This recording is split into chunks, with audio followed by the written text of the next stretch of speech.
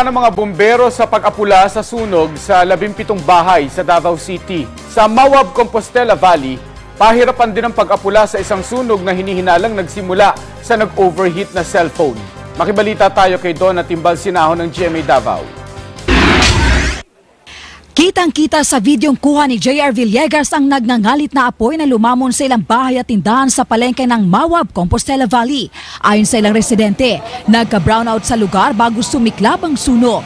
Nagsimula lang daw ito ilang sandali matapos biglang bumalik ang supply ng kuryente. Mabilis na kumalat ang apoy dahil gawa sa light materials ang mga bahay at tindahan.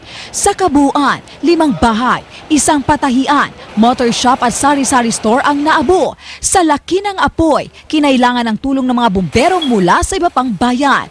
Naapula ang sunog matapos ang 3 oras. Lumalabas sa investigasyon na napabaya ang naka-charge na cellphone ang sanhi ng sunog. Ato lagi overcharging sa cellphone, kay wala daw nila naibot. Kay burnout man kaniha good.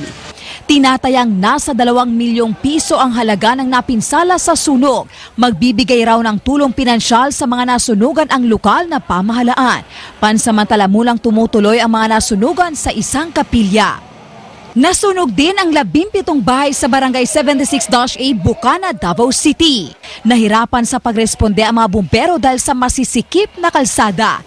Naapula ang sunog matapos ang 1 oras. Ayon sa mga bumbero, nagsimula ang sunog sa bahay ng isang Elizabeth Paco. Sa investigasyon, lumalabas na iligal na koneksyon sa kuryente ang sanhi ng sunog. Tinatayang 1 milyon ang halaga ng pinsala. Wala pang pahayag ang may-ari ng bahay kung saan daw nagsimula ang sunog. Donna Timbal Sinahon, Nagbabalita, Pilipinas.